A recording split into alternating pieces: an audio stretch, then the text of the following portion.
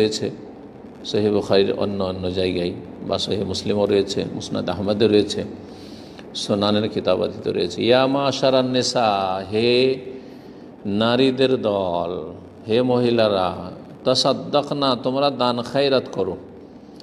ফাইন্নি উরিতুকুন্না বা ফাইন্নি রাআইতুকুন্না আকসার আহলিন নার, তো এরকমভাবে হাদিস রয়েছে। আমাকে দেখানো হয়েছে বা আমি দেখেছি তোমাদেরকে যে জাহান্নামে তোমরাই সংখ্যাগরিষ্ঠ, তোমাদের সংখ্যা বেশি, পুরুষদের তুলনায় মহিলারাই বেশি জাহান্নামে। তখন সাহাবী মহিলাদের একজন জিজ্ঞেস করলেন, ওয়ালেমা ইয়া রাসূলুল্লাহ, এটা কেন, মহিলারা কেন বেশি জাহান্নামে? রাসূলুল্লাহ বলেছেন, তুকসিরনা লানা ওয়া তাকফুরনাল আশির, তোমরা বেশি বেশি লানতান করো, উত্তেজিত হয়ে যাও, গালমন্দ করা, তারপরে কটু কথা বলা, এইসব মহিলার আবেগী বেশি, যার ফলে তাড়াতাড়ি শুরু করে দেয়। যারা যত আবেগী তারা বেশি গালমন্দ করা, একটু ছেলেমেয়েরা দুষ্টামি করলে তাদেরকে লানতান করা শুরু করে, গালমন্দ শুরু করে, বকাবকি শুরু করে। তোমরা বেশি তুকসিরনা লানত করে থাকো। এটা ছেলে বেশি দুষ্টামি করলে কি বলে, মর মর, তুই মরিস নি, হয়তো আছাড় খেয়ে পড়েছে, তো এইসব। অথচ মরে গেলে অথবা আহত হইলে কষ্ট পাবে, কিন্তু এরকম কথা আবেগে বলে ফেলে, এরকম বলা উচিত নয়। ওয়া তাকফুরনাল আশির, আর তোমরা স্বামী এবং স্বামীর ঘরের যারা রয়েছে,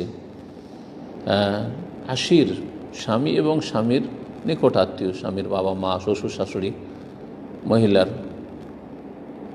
এদের নাশুকরি করো, অকৃতজ্ঞতা প্রকাশ করো, কৃতজ্ঞতা প্রকাশ করো না।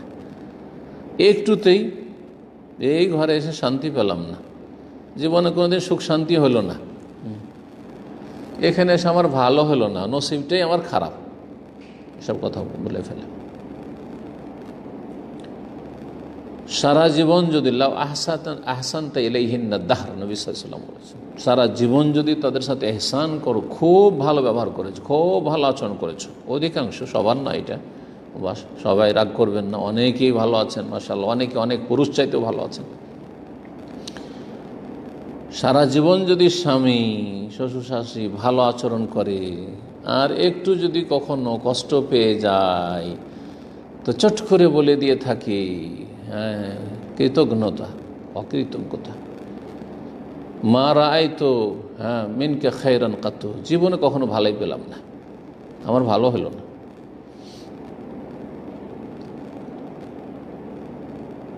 তারপরে সেই হাদিসে লম্বা অংশ রয়েছে, তোমাদের দিনে ত্রুটি রয়েছে আর তোমাদের জ্ঞান বুদ্ধিতে ত্রুটি রয়েছে। ভালো ভালো জ্ঞানী বিচক্ষণ বুদ্ধিমান মানুষকে তোমরা চট করে আকৃষ্ট করে দিতে পারো, মনকে কেড়ে নিতে পারো। ফিতনা, বড় ফিতনা, অনেক জ্ঞানী মানুষ, এই নারী ফিতনায় সর্বনাশ হয়ে গেছে। আল্লাহ হেফাজত করেন সবার।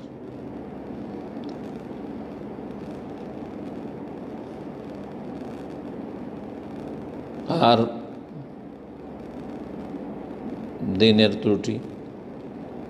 ত্রুটি হচ্ছে যে প্রতি মাসে কয়েকদিন মাসিক ঋতু অবস্থায় থাকেন, যার ফলে সালাত আদায় করতে পারেন না, আর সিয়াম পালন করতে পারেন না। সিয়ামগুলি কাজা করতে হয় রমজান মাসের সিয়াম হইলে। আর জ্ঞান বুদ্ধির কমজোরির কারণে, দুর্বলতার কারণে আপনার আল্লাহ রাব্বুল কোরআনে কারীমে বলেছেন যে সাক্ষীর ক্ষেত্রে মহিলা দুজনের সাক্ষী সমান একজন পুরুষ। এই বিষয়গুলি রাসূলুল্লাহ সাল্লাল্লাহু আলাইহি ওয়াসাল্লাম উল্লেখ করেছেন। যাই হোক, হাদিস অন্য জায়গায় লম্বা রয়েছে, সেই দিকের বেশ কিছু কথা বলি ফেললাম, বা প্রায় কথাগুলি চলে এসছে।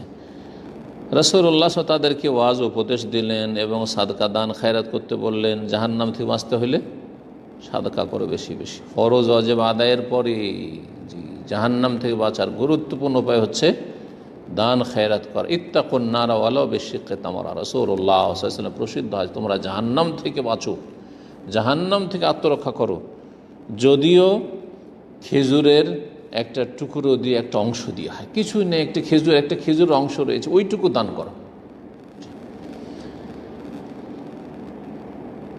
ফাজালাতিল মারআতু তুলকিল কুরতা ওয়াল খাতাম ও বিলালুন ইয়াখুযু ফি তারাফি সাওবিহি, তখন মহিলারা নিজের কানের দুল, দুল, ওয়াল খাতাম আর হাতের আংটি নিক্ষেপ করতে শুরু করেছে, দুল খুলে আর আংটি খুলে দিতে শুরু করেছে।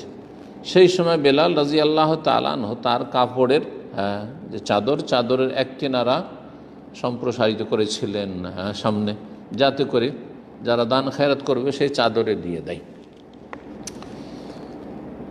এই ছিল হাদিস। এই হাদিস থেকে আমরা জানতে